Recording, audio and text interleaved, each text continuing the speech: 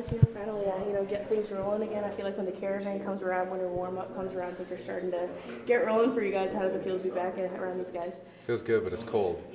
Us Florida natives, especially Rick, who's standing right behind you, we're used to the warmer weather. But so it's nice. It's good to be here. Can't wait to touch base with the fan base and just get the ball rolling for what's coming in 23.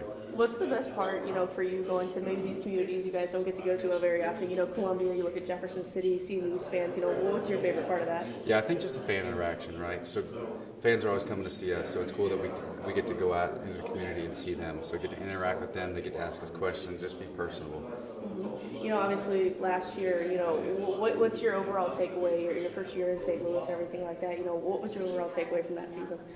Yeah, so a season full of a ton of memories, some things that we'll never see ever again in this game. And for me, it was just a lot of learning, right?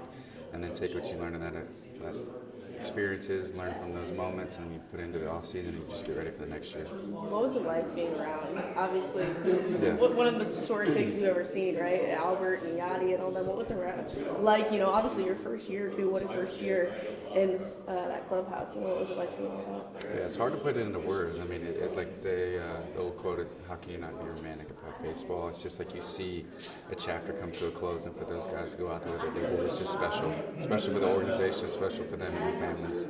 What do you feel like they left? Looking ahead to 2023, what do you feel like the mark they left on that clubhouse is that you guys will carry forward? Yeah, so it's a legacy and a tradition of winning. So they built the culture. Now it's up to us to continue to pass it along.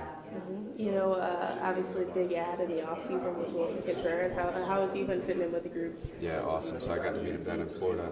So it's cool to see him in our jersey, and that guy's just a heck of a player. Mm-hmm. Overall goals for 2023 season. Have you set any personal goals so far for this season? Just take things that nothing too particular. Obviously, take things that I do and just try to continue to polish and grow. I feel like it's just how fast can you make adjustments. So take what I learned in the season and put in.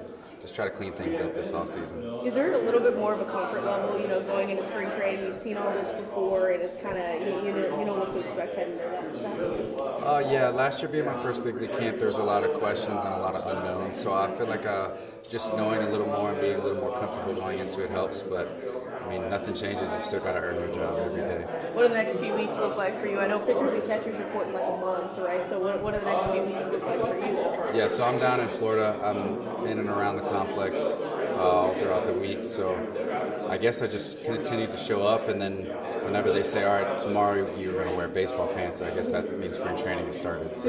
Is that always a good day? Yeah, it's a good day. First day wearing pants. It feels a little weird, but it's always good. Awesome. I appreciate your time. Thank you.